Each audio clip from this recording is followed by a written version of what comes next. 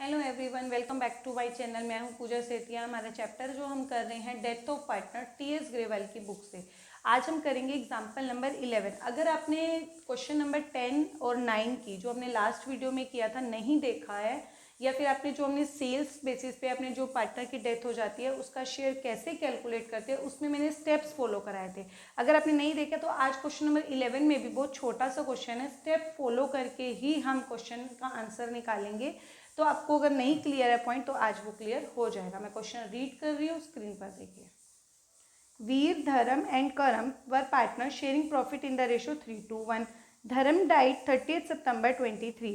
Accounts firm are closed 31st March every year. Sales for the year ended 31st March 23 6 lakh and sales for the 6 month ended 30th September 2023 3 lakh. Loss for the year आपको दिया हुआ है 23 का 60,000. Calculate profit या share loss of the beginning of accounting period up to date of death. अब देखो, हमें इस क्वेश्चन के अंदर भी ये जो हमारा क्वेश्चन नंबर है 11 है, क्वेश्चन नंबर 11 में भी आपको क्या बताना है, सेल बेसिस पर ही बताना है। बट जिस पार्टनर की डेथ हुई है उसमें लॉस है हमारे इस सेशन का, तो उसमें उसका शेयर देना है।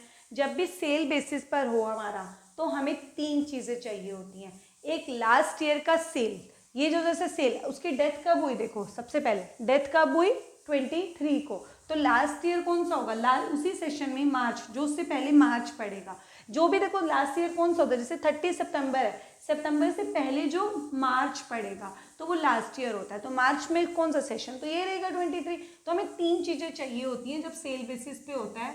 लास्ट ईयर की सेल, लास्ट ईयर का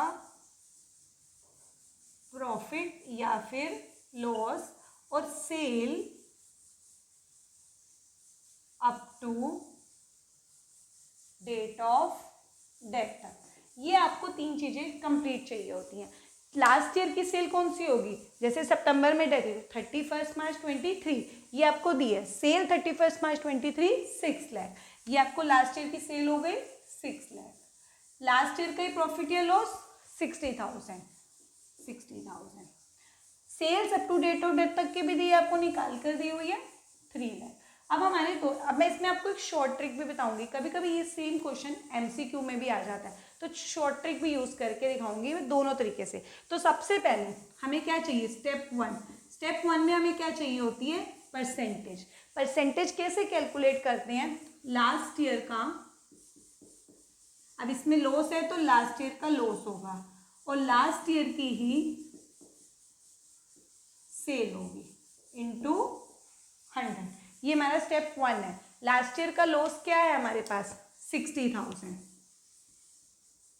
और लास्ट ईयर की सेल क्या है 6 लाख इंटू 100। 1 2 3 4 1 2 3 4 0 से 0, तो कितनी परसेंटेज आ गई, 10%। स्टेप 2 में क्या करना है, जो आपने परसेंटेज निकाली उसी को लगा दो, और sale up to date of death तक। Sale up to date of death तक क्या है, कितनी आपको दी हुई है 3 लाख, तो 3 लाख इंटू जिस पार्टनर की डेथ हुई उसका शेयर। किसकी डेथ हुई थी, धर्म की, तो इसका शेयर, इस पे सर्कल लगा लो, 2 बाय जो इसका शेयर था 3:1 था, 3:1, तो इसका 2/6 हो जाएगा। इसको कट करो तो कितना आंसर आ गया 10,000। जिस पार्टनर की डेथ हुई उसका आंसर ऐसे निकल के आया आपकी बुक्स में। अब शॉर्ट ट्रिक यूज कैसे करेंगे, देखो शॉर्ट ट्रिक कैसे यूज करते हैं। अगर आपको सारी इंफॉर्मेशन है, ये तीनों चीजें एग्जाम में एमसीक्यू आ जाता है, तो हम क्या करेंगे, लेस सेल मोर सेल इनटू प्रॉफिट या फिर लॉस इनटू शेयर, एक ही उसमें फॉलो हो जाता है। लेस सेल का मतलब जो कम अमाउंट वाली सेल होगी। कम अमाउंट वाली सेल देखो, एक ये सेल है और एक ये सेल है।